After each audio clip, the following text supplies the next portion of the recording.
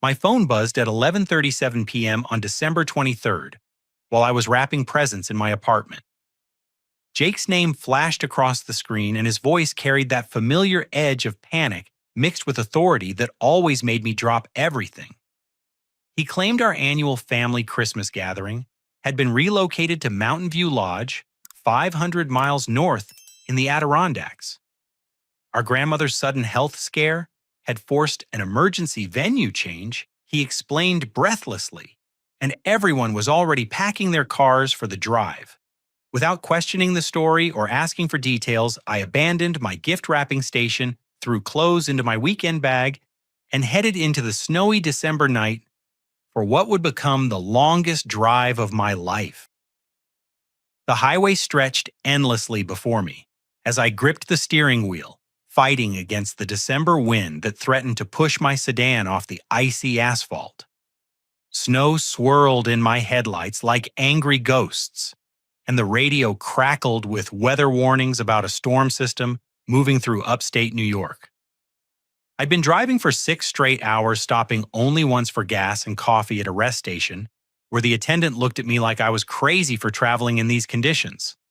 My back ached from hunching over the wheel, and my eyes burned from straining to see the road through the precipitation.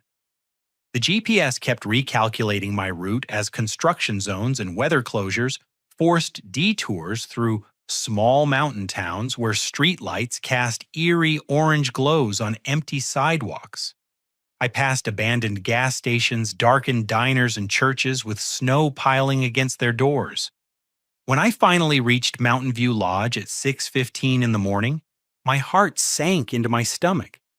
The massive log structure sat in complete darkness against the white landscape. No cars in the circular driveway, no lights in any windows, no signs of human activity whatsoever. My footprints were the only marks disturbing the pristine snow that had clearly been falling undisturbed for hours. I sat in my car for 10 minutes, engine running, heater blasting, trying to make sense of what I was seeing. Maybe everyone was still asleep. Maybe they'd parked around back. Maybe I'd misunderstood the timing. But as I walked around the building's perimeter, checking every entrance and window, the horrible truth became undeniable. This place was completely empty. The front door was locked, but I found an unlocked window on the side of the building that led into what appeared to be a service area.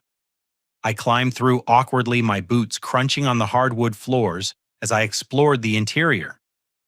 The lodge was beautifully furnished with leather sofas, stone fireplaces, and rustic chandeliers, but everything was cold and still. No luggage in the hallways, no coats hanging on hooks, no coffee brewing in the kitchen. I pulled out my phone with trembling fingers and started calling everyone. Dad's phone went straight to voicemail. Mom's did the same.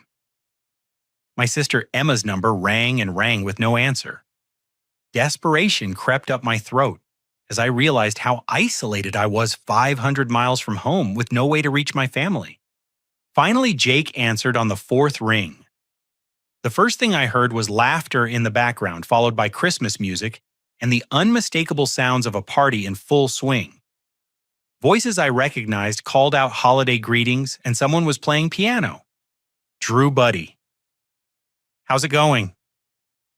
Jake's voice carried that tone he used when he was trying to cover something up. Jake, I'm at the lodge. Where is everyone? The place is completely empty. The laughter in the background got louder, and I heard someone ask Jake who he was talking to. When Jake responded, "It's Drew!" A chorus of amused voices erupted. "Oh man," Jake said, and I could hear the grin in his voice. "I can't believe you actually drove up there. This is perfect." Yeah, I totally made that whole thing up about Grandma and the lodge. She's fine, by the way. She's right here eating Mom's sugar cookies. The words hit me like a physical blow. What do you mean you made it up? Well, here's the thing. There's this girl, Sarah Mitchell's cousin from Albany, who's been asking about you for months. She's here at our regular Christmas party, at Mom and Dad's house like always. But I knew if I told you she was going to be here, you'd find some excuse not to show up. You always do that when there's a woman involved. I sank onto one of the leather couches, my legs suddenly unable to support my weight. So you sent me 500 miles away on purpose. Think of it as a favor. Now Sarah will realize you're just not available and she can move on. Plus, it's actually pretty funny when you think about it. The whole family's been cracking up about how you just jumped in your car without asking any questions. The background noise confirmed everything he was saying. I could hear my parents' voices, Emma laughing at something, someone said the clink of glasses, and the rustle of wrapping paper. They were all gathered in the warm, familiar living room where we'd celebrated Christmas for the past 15 years, sharing stories and enjoying Mom's famous holiday feast, while I sat alone in a freezing lodge hundreds of miles away. Jake, I drove through a snowstorm all night. I haven't slept. I used up half a tank of gas and probably put $200 worth of wear on my car. Oh, come on, don't be dramatic. It's not like you had anything better to do. You never have plans anyway. That comment landed like a knife between my ribs. The casual cruelty of it, the assumption that my time and comfort meant nothing, the fact that my entire family had participated in this elaborate deception and found it entertaining rather than concerning. I can't believe you all thought this was funny. Honestly, Drew, lighten up. It's Christmas. We figured you'd call us when you got there, we'd tell you the truth, and you'd drive back. No big deal. Though I have to admit, we didn't expect you to actually break into the place. I looked around the empty lodge, realizing that my family's image of me was someone so pathetic and disposable that sending me on a 6-hour wild goose chase in dangerous weather conditions was acceptable entertainment. The sounds of their celebration continued in the background, and I understood that they weren't even slightly concerned about my well-being or the position they'd put me in. How am I supposed to get home, Jake? I'm exhausted. The roads are terrible. I don't know, man. Get a hotel room or something. Sleep it off and drive back tomorrow. The party's winding down anyway. He hung up before I could respond, leaving me sitting in the silent lodge, with the devastating realization that I meant so little to my own family that they could orchestrate my humiliation and abandonment without a second thought. I sat in the lodge's main room staring at my phone screen as the reality of my situation settled over me like a heavy blanket. The exhaustion from driving all night was catching up with me, but the adrenaline from Jake's revelation kept my mind racing. I needed to figure out how to get home, but first I wanted to see if there were any car rental agencies open on Christmas Eve in this remote area. Opening my email app, I expected to find the usual holiday spam and work messages I'd been ignoring. Instead, I discovered something that made my blood run cold. Dozens of confirmation emails filled my inbox, all dating back 3 months, all for bookings I'd never made. The first one was from Mountain View Lodge itself, confirming a reservation for Thompson Family Christmas Celebration, scheduled for today, December 24th from 4 p.m. to midnight. The booking was under my name, charged to my credit card for $8,400. My hands shook as I scrolled through the details: luxury lodge rental premium holiday package accommodations for 15 guests. Below that was another email from Enchanted Forest Catering Company, confirming a full holiday dinner service for 12 people, including prime rib glazed ham lobster bisque and a custom-designed chocolate Yule log cake. Total cost $3,200, again charged to my credit card. I kept scrolling, my heart pounding harder with each new discovery. Harmony String Quartet had been hired to provide live classical music for the evening. Pine Valley Photography was scheduled to arrive at 5 p.m. for candid family celebration photos and a special romantic moment. Midnight Blue Flowers had prepared elaborate centerpieces featuring white roses, winter greenery, and gold accents.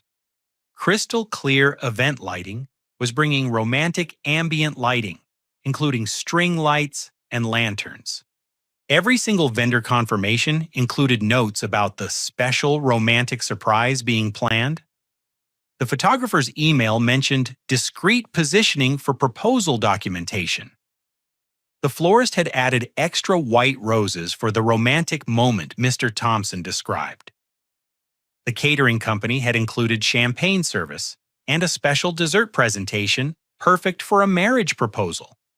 My head spun as I realized what Jake had done. He hadn't just sent me away to avoid Sarah.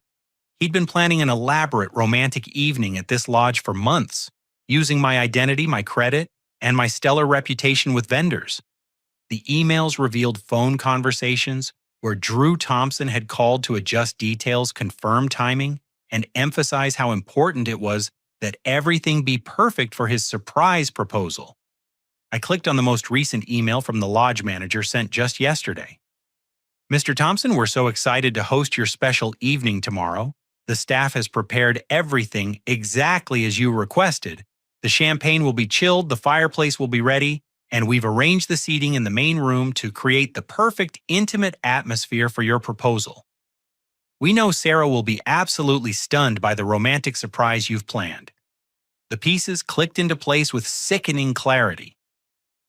Jake had been intercepting my mail and messages for months, using my information to book this elaborate romantic getaway. He'd planned to bring Sarah here today, take credit for the beautiful setting and thoughtful details, and propose to her using an event I'd unknowingly paid for. When I didn't show up as expected, he could play the role of the caring boyfriend who'd convinced his brother to let them use his reservation. I scrolled through more emails, finding additional evidence of Jake's deception. He'd corresponded with vendors extensively, always claiming to be me, always emphasizing how much he loved Sarah and wanted to create the perfect proposal moment. He'd even sent the photographer specific shot requests describing the angles he wanted for the ring presentation and the romantic embraces that would follow. The financial damage was staggering. Between the lodge catering, music, photography, flowers, and lighting, Jake had committed me to nearly $15,000 in charges for an event I knew nothing about. But the emotional damage cut deeper. He'd stolen my identity, my credit, and my reputation to create a romantic experience he could never afford on his own salary as a part-time construction worker. Worse, he'd done it all while pretending to be my caring brother who was looking out for my best interests. Every conversation we'd had over the past few months took on new meaning. When he'd asked about my work schedule, he was planning around vendor availability. When he'd mentioned Sarah in passing, he was gauging my reaction to see if I suspected anything. When he'd borrowed my laptop to look at job postings, he was probably accessing my email and credit card information. I checked the timestamps on the vendor confirmations and realized that Jake's fake emergency call last night was perfectly timed. The elaborate Christmas celebration he'd planned in my name was scheduled to begin in less than 10 hours. He'd expected me to be long gone by then, safely out of the way in Syracuse, while he arrived with Sarah and our family to enjoy the romantic mountain getaway I'd paid for. The lodge around me suddenly felt different. This wasn't just an empty building where I'd been abandoned. It was the stage for Jake's carefully orchestrated betrayal designed to humiliate me while elevating him in Sarah's eyes. Every detail had been planned to make him look thoughtful, generous, and romantic, while making me appear unreliable and inconsiderate for not showing up to my own event. I looked at my phone's clock, 9:47 a.m. In 6 hours and 13 minutes, vendors would start arriving to set up for Jake's stolen Christmas celebration, unless I did something to stop it. My fingers moved across the phone screen as I called the first number from my email confirmations. Enchanted Forest Catering Company answered on the second ring with the cheerful voice of someone clearly excited about the day's work. Enchanted Forest Catering. This is Patricia. Are you calling about today's Thompson celebration? We are so ready to make your Christmas proposal absolutely magical. I cleared my throat, trying to keep my voice steady. Hi, Patricia. This is Drew Thompson. I'm calling about the event scheduled for today. Oh my goodness, Mr. Thompson. I was just thinking about you. Your brother called yesterday to confirm that everything was perfect for your big surprise. I have to tell you, in 20 years of catering, I've never seen someone put so much thought into a proposal event. The way you described your feelings for Sarah just melted our hearts. My stomach dropped. My brother called you. Yes, Jake, right? He said you were too nervous to call yourself, which is absolutely adorable. He went over every detail to make sure we understood how special this moment needs to be. The champagne service, the custom menu, with all of Sarah's favorite foods, the way you want the dessert presented when you get down on one knee. Honestly, she's going to be the luckiest woman in the world.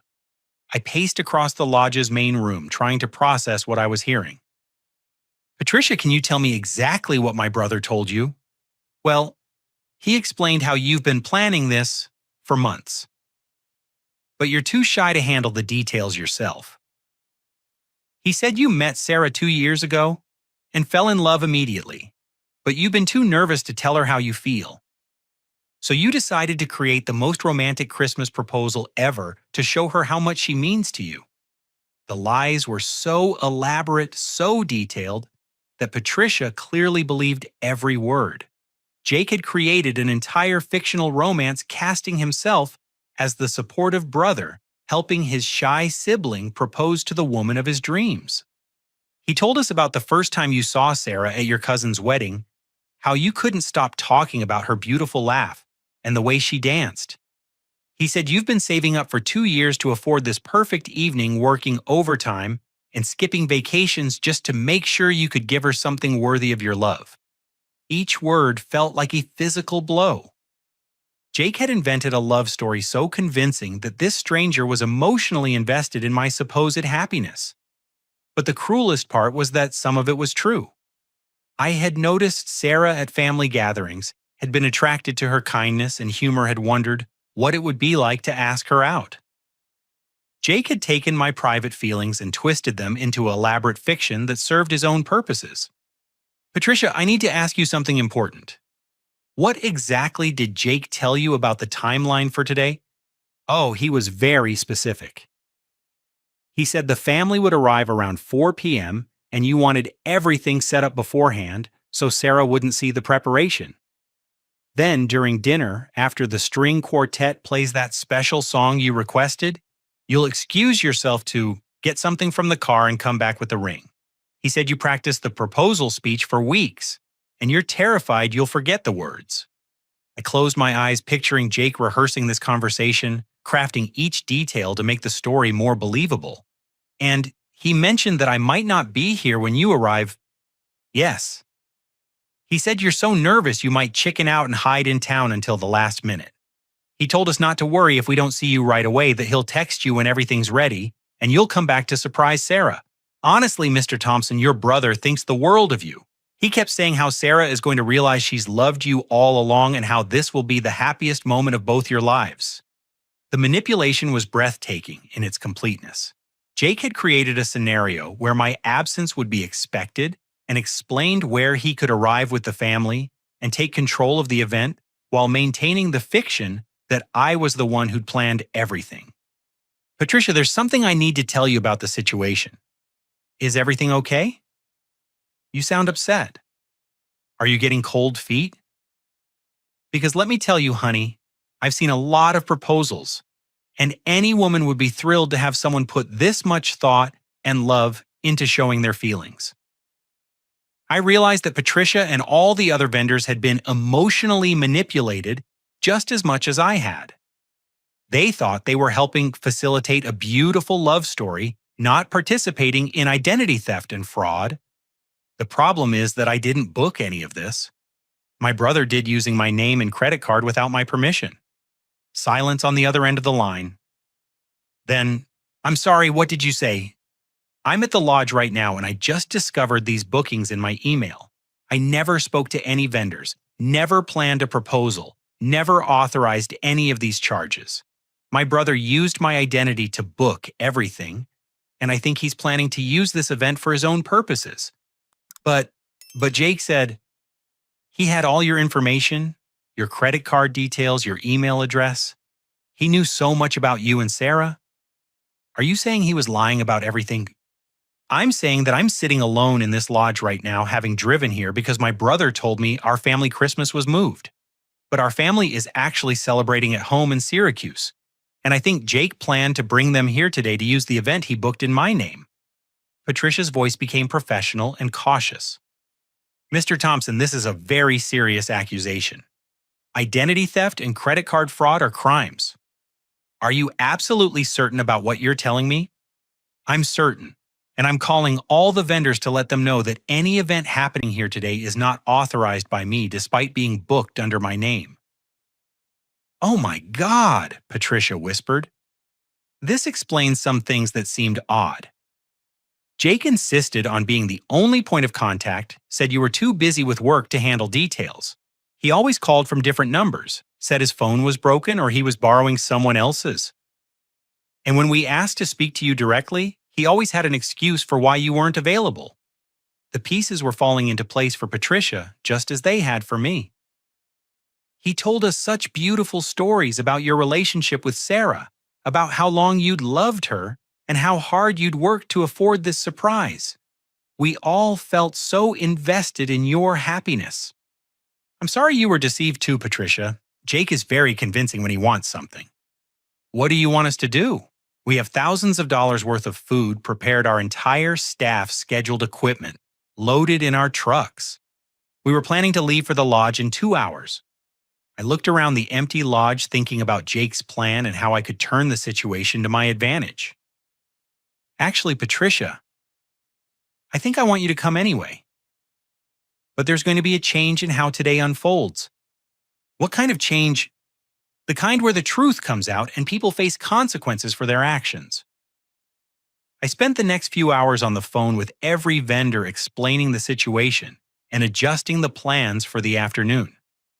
Some were angry about the deception, others were concerned about payment, but all of them agreed to proceed once I confirmed that the credit card charges were legitimate and that I wanted the event to happen, just not the way Jake had planned it.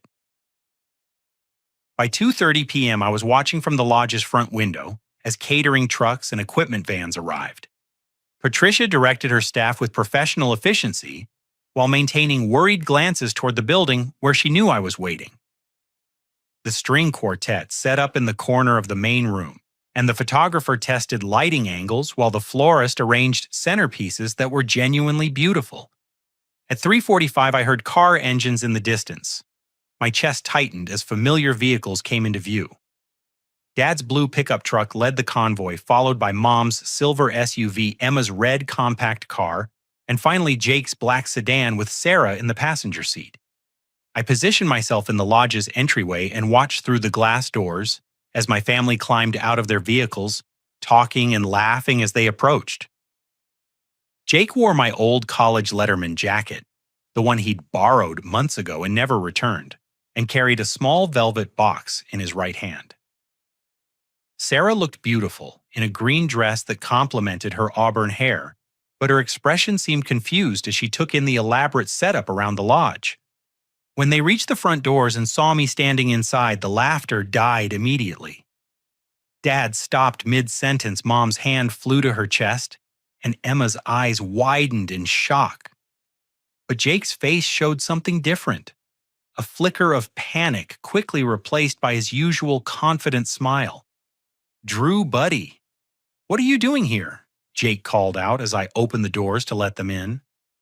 "I thought you went home after we talked this morning." The rest of the family filed in behind him, their expressions ranging from confused to embarrassed. Sarah hung back near the entrance, clearly sensing tension but not understanding its source. "I decided to stay," I said calmly.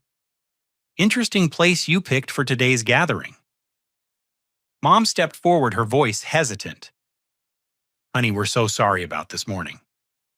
Jake explained that it was just a little prank that got out of hand. "We didn't think you'd actually drive all that way."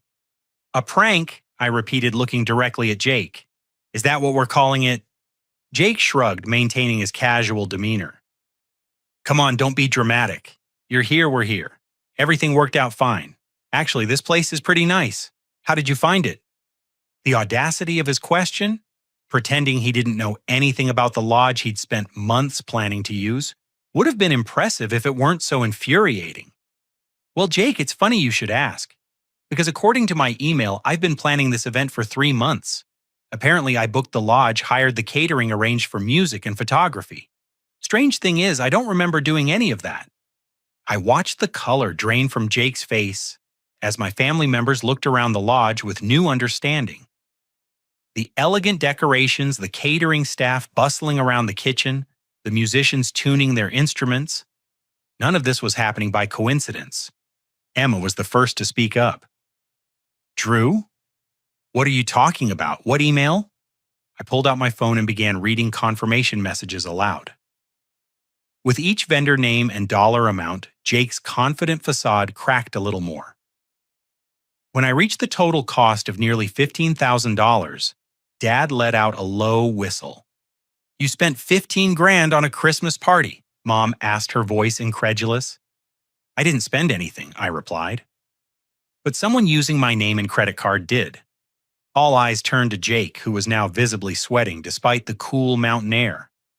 Okay, look, I can explain this. It's not what it looks like. Really, I said, because it looks like identity theft and fraud, but please enlighten us. Sarah stepped forward, her confusion evident. Jake, what's going on? You told me Drew invited all of us here for a family Christmas celebration. You said he wanted to surprise everyone. He does. Look, this is complicated. Actually, it's pretty simple, I said. Jake has been using my identity for months to plan an elaborate romantic event that he intended to use for his own purposes. He sent me 500 miles away so I wouldn't interfere with his plan to propose to you using a party I unknowingly paid for. The velvet box in Jake's hand suddenly made sense to everyone. Sarah stared at it, then at Jake, then at me. You were going to propose using your brother's money and lying about who planned everything. Sarah let me explain. I love you. I've loved you for 2 years, but Drew was always around, and I knew you liked him. So I figured if I could create the perfect romantic moment, show you how much you mean to me, maybe you'd realize that I'm the one who truly cares about you. By stealing from your brother and lying to me about everything, it's not stealing, it's borrowing. I was going to pay him back eventually. With what money, Jake, Dad's voice carried a sharpness I'd rarely heard. You can barely afford your rent, and you just committed Drew to $15,000 in charges. The weight of Jake's deception was settling on everyone, but Sarah's reaction was the most telling. Instead of being impressed by the romantic gesture, she looked disgusted by the manipulation and fraud that had made it possible. Jake, she said quietly, I need to tell you something. Something I've been trying to tell you for months, but you never seem to want to listen.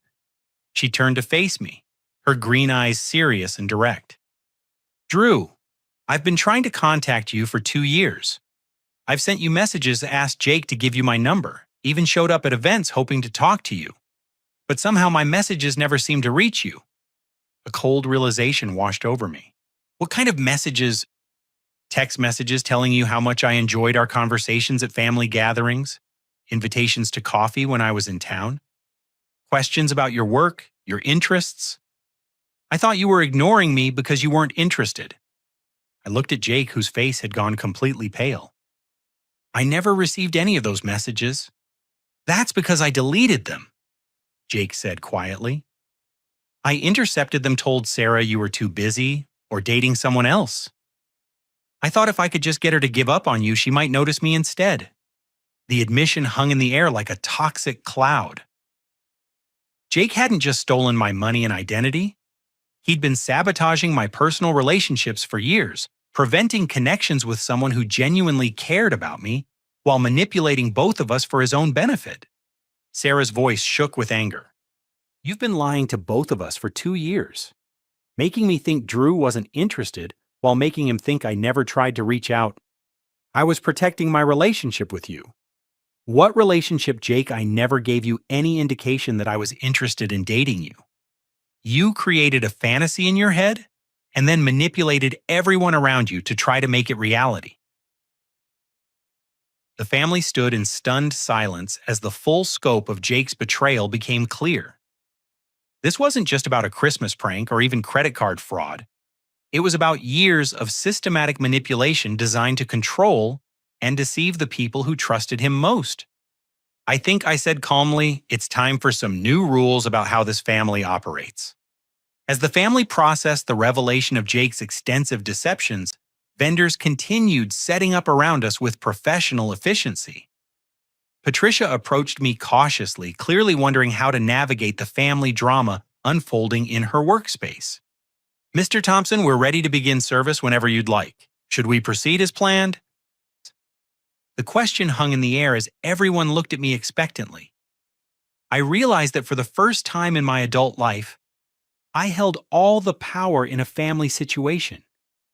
Everything happening here was in my name, on my credit, under my authority. Jake's fraud had inadvertently put me in complete control. "Actually, Patricia, there's been a change of plans. Could you give me a few minutes to address my family? And then I'll let you know how we want to proceed." "Of course. We'll continue setting up and wait for your signal." I turned to face my family, who were clustered near the lodge's stone fireplace like defendants waiting for sentencing. Jake still clutched the velvet box, but his confident posture had crumbled into nervous fidgeting. "Here's what's going to happen." I began, my voice steady and authoritative. "We can have a Christmas celebration here today, but it's going to be on my terms with my rules because this is my event that I'm paying for." "Drew, honey," Mom interjected, "maybe we should just go home and sort this out later." "No. We're going to sort it out right now in front of everyone who's been affected by Jake's lies." I pulled out my phone and scrolled to the vendor confirmations. "Patricia, could you join us for a moment? I want to make sure everyone understands the legal situation we're dealing with." Patricia approached hesitantly, her professional demeanor intact despite the obvious family tension. "Patricia, as the primary contact for Enchanted Forest Catering, I want to confirm that all communications you've had regarding this event have been with someone claiming to be me, but who was actually my brother Jake. Is that correct?" "Yes, that's correct. Jake always identified himself as calling on your behalf, said he was handling details because you were too busy." "And did you ever speak directly with me, Drew Thompson, at any point during the planning process?" "No, never. Jake was our only point of contact." I looked at my family.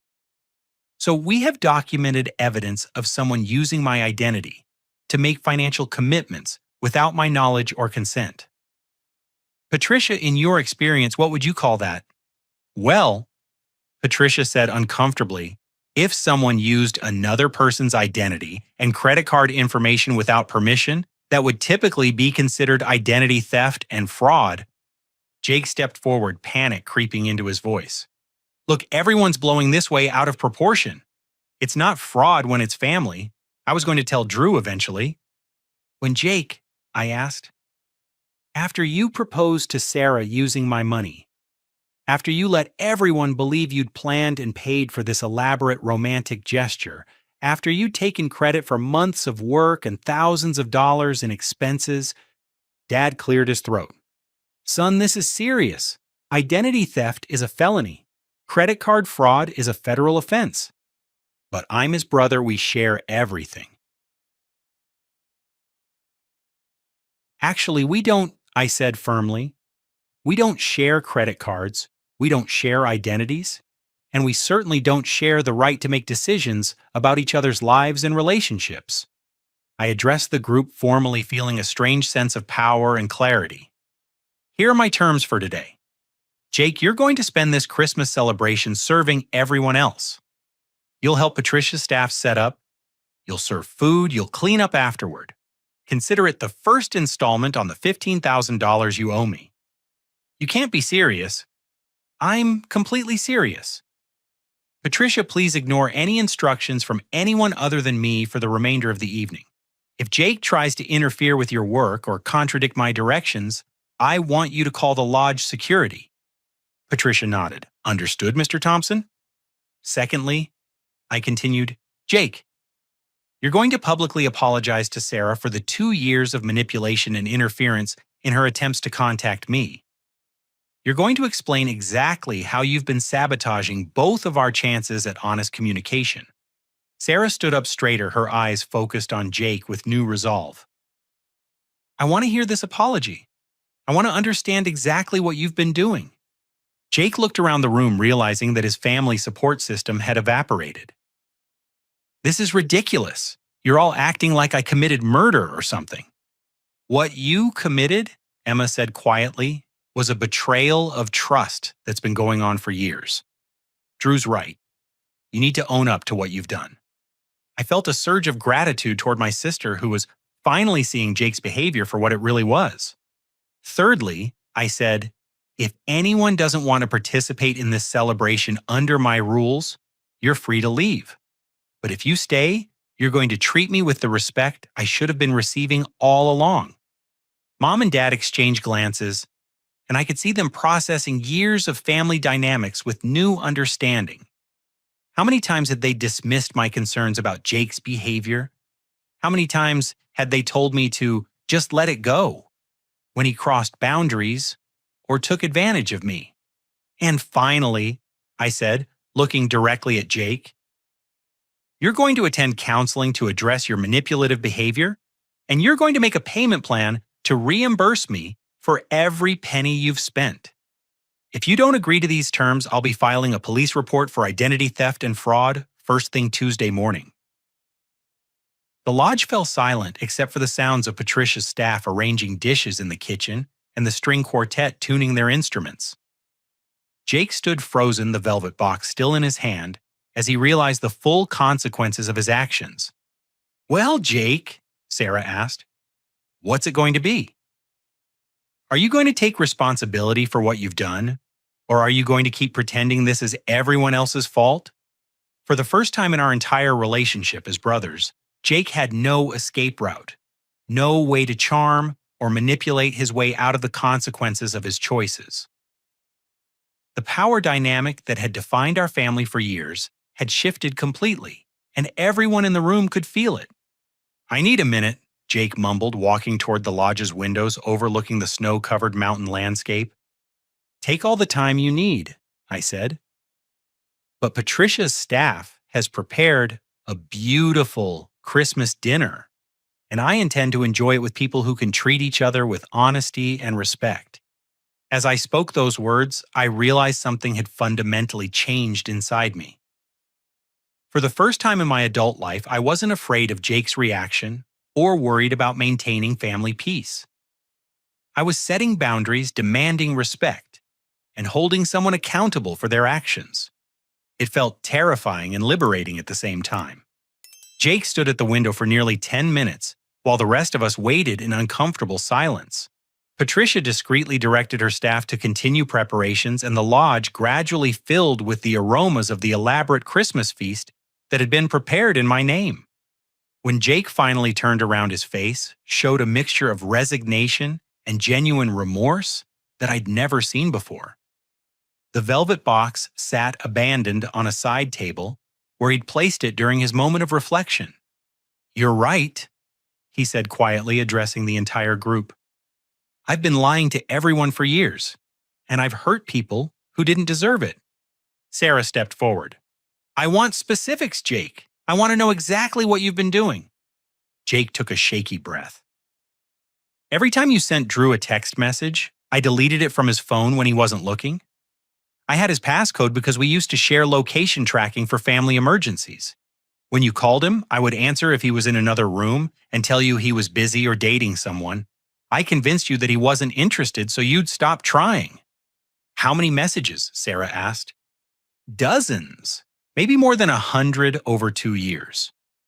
You invited him to coffee, to movies, to your art gallery opening last spring.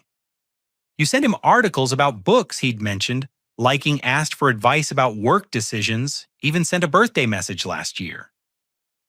Sarah's face flushed with anger and embarrassment. I thought I was being pathetic, constantly reaching out to someone who clearly didn't want to talk to me. I thought I was misreading every conversation we'd had. "You weren't misreading anything," I said softly. "I genuinely enjoyed talking with you at family gatherings. I wondered why you always seemed to pull back just when we were having good conversations.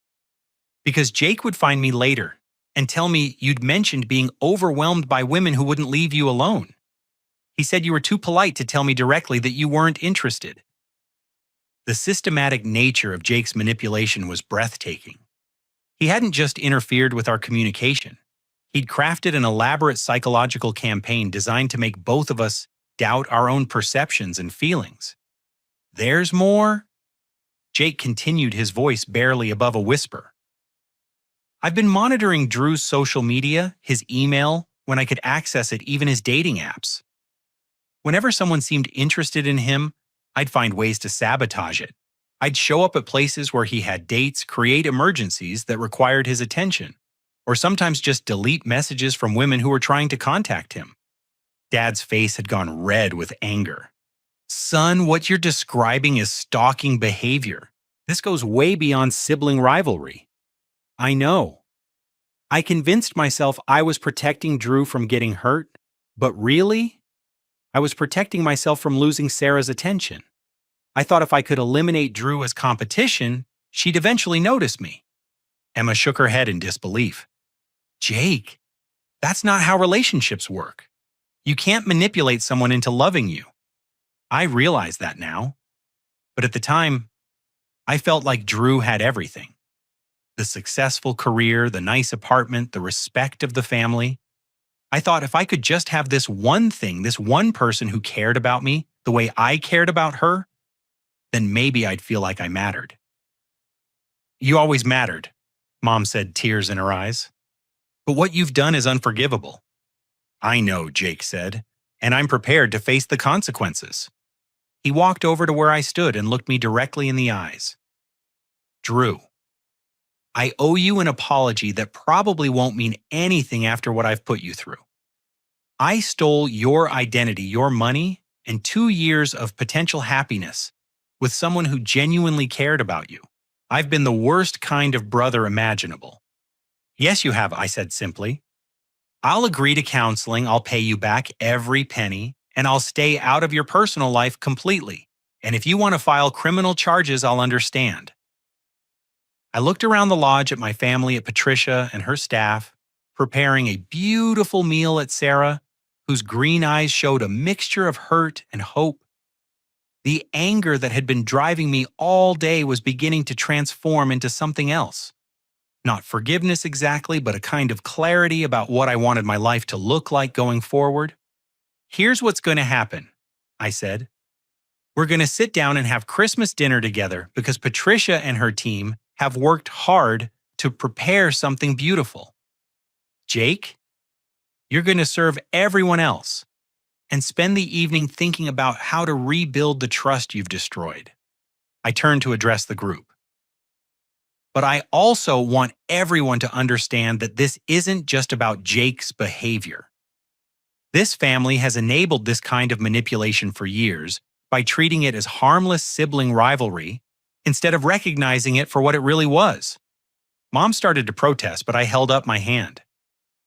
"I'm not finished. From now on, I'm setting clear boundaries.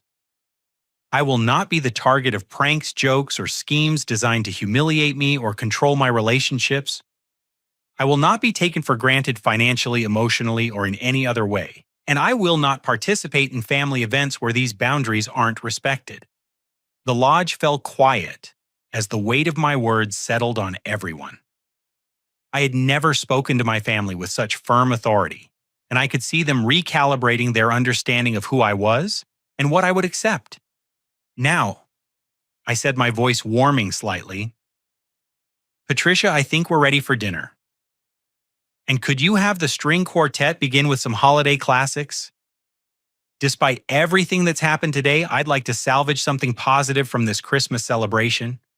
As Patricia signaled her staff to begin service, I felt a hand touch my arm gently. Sarah stood beside me, her expression serious but kind. "Drew, could we talk privately for a few minutes?" "There are some things I'd like to say without an audience." "Of course." We stepped out onto the lodge's covered porch, where snow continued to fall softly in the mountain silence. The contrast between the warmth inside and the crisp mountain air felt symbolic of the transition happening in my life. "I owe you an apology too," Sarah began. I should have tried harder to reach you directly instead of going through Jake. I should have trusted my own judgment about our conversations instead of letting him convince me you weren't interested. You couldn't have known what he was doing. Maybe not, but I should have been stronger. I should have asked you directly instead of believing secondhand information about your feelings. I looked at her face in the soft porch light, seeing her clearly for perhaps the first time without Jake's manipulation clouding my perceptions. Sarah, can I ask you something honestly? Of course. If Jake hadn't interfered, if you'd been able to reach me directly over the past 2 years, what would you have wanted to happen between us? She smiled the first genuine smile I'd seen from her all day. I would have wanted to get to know you better. I would have wanted to find out if the connection I felt during our conversations was real or just wishful thinking. I would have wanted to see if we could build something honest and authentic together. And now, after everything that's happened today, now I'd like the same thing if you're interested. But I want us to start fresh with no manipulation, no lies, and no family drama influencing our decisions. I felt something shift in my chest, a lightness that had been missing for longer than I could remember. I'd like that very much. Good, she said. But let's take it slow and see what develops naturally. We've both been manipulated enough for one lifetime. As we stood together on the porch, watching snow fall over the mountain landscape, I realized that Jake's elaborate deception had inadvertently created something beautiful. Not the fraudulent romantic gesture he'd planned, but an opportunity for Sarah and me to finally connect with honesty and authenticity. Should we go back inside? She asked. I think your family needs to see that you're okay, and that this situation is going to lead to something positive. Yes, I said. Let's go show them what healthy relationships actually look like. The Christmas dinner that followed was unlike any family gathering we'd ever had. Jake served each course with visible humility. Patricia's staff delivered a meal that exceeded even the elaborate descriptions in the vendor emails, and the string quartet provided a soundtrack that transformed the lodge into something magical despite the day's dramatic revelations. But the most significant change was in the family dynamics themselves. For the first time in my adult life, my parents and sister were treating me as an equal rather than someone who needed to be managed or protected. They asked my opinion about conversation topics, listened when I spoke, and showed genuine interest in my thoughts and experiences. Jake, meanwhile, spent the evening in quiet reflection. Between serving courses, he sat at the edge of the group, clearly processing the magnitude of his actions and their consequences. At one point, Emma sat beside him and spoke quietly about the difference between love and possession, between caring for someone and controlling them. Sarah and I found ourselves naturally gravitating toward each other throughout the evening, but we were careful to keep things light and friendly. We talked about books, travel experiences, and work projects, the kind of getting to know you conversations we should have been having for the past 2 years if Jake hadn't been interfering. As the formal dinner concluded and Patricia's staff began clearing tables, I stood to address the group one final time. I want to say something to everyone before this evening ends. Today has been one of the most difficult and eye-opening days of my life. I discovered betrayal I never suspected, lost trust I'd taken for granted, and had to confront patterns in our family that have been damaging for years. The room grew quiet as everyone focused on my words.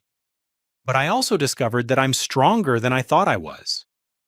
I learned that I can set boundaries, demand respect, and refuse to accept treatment that diminishes my worth as a person. Most importantly, I learned that real relationships are built on honesty, not manipulation. I looked directly at Jake.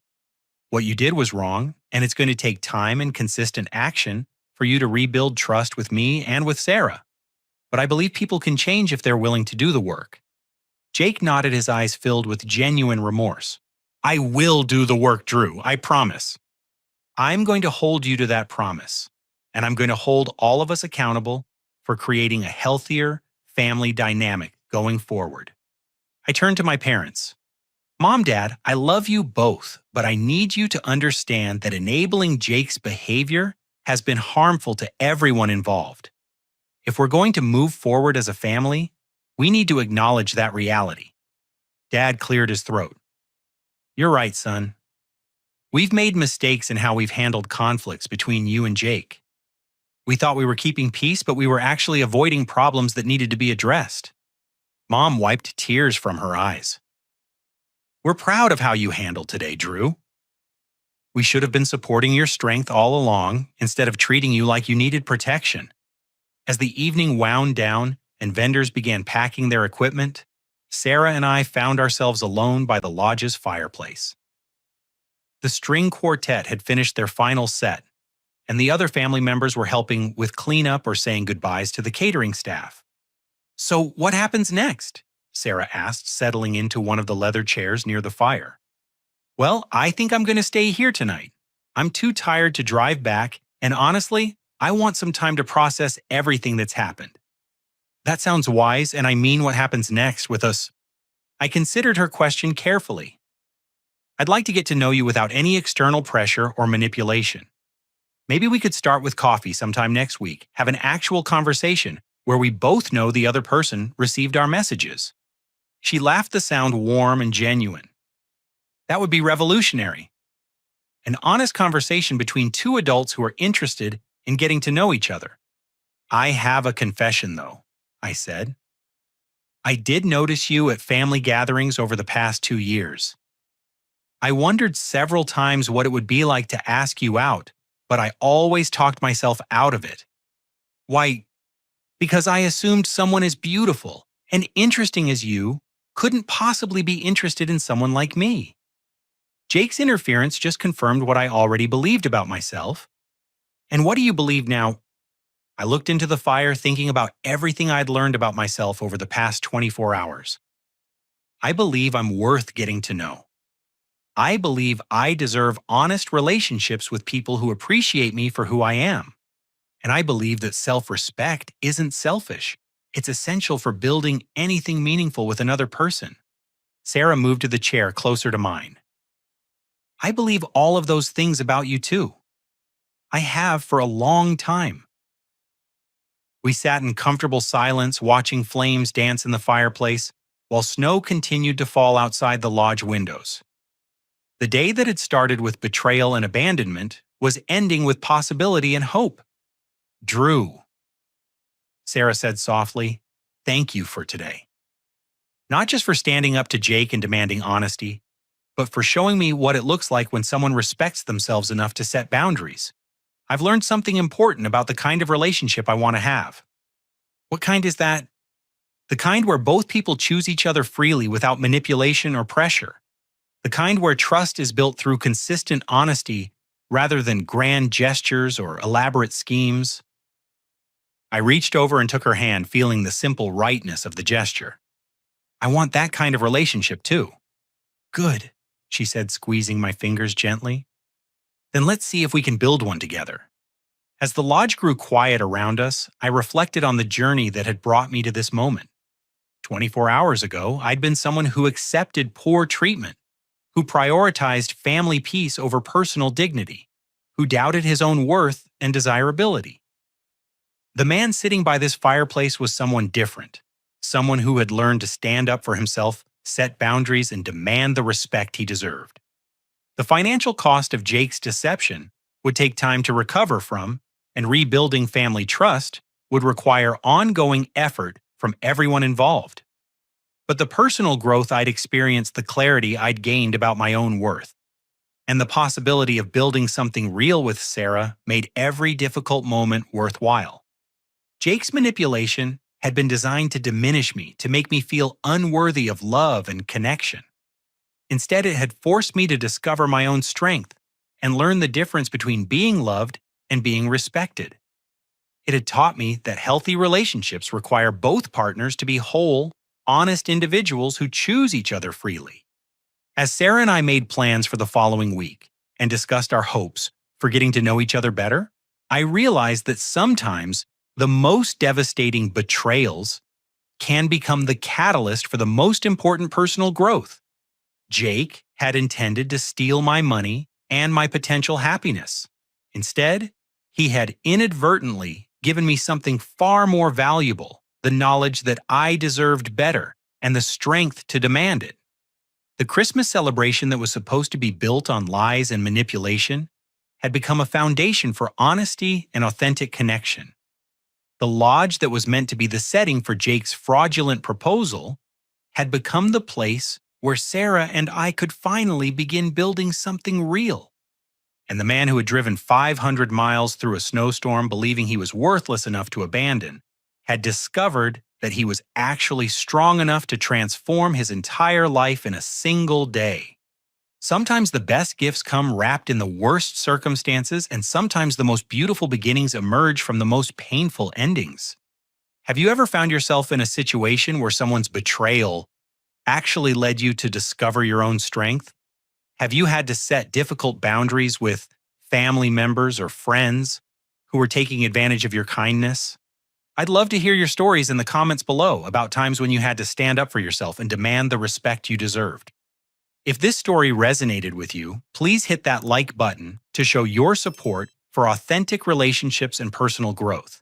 Subscribe to hear more stories about real people, finding the courage to change their lives, and share this with anyone who might need to hear that they're worth fighting for. Thank you for joining me on this journey, and remember that sometimes the most important Christmas gift you can give yourself is the knowledge that you deserve to be treated with honesty, respect, and genuine love. Wishing you all the strength to recognize your own worth and the courage to demand the relationships you truly deserve.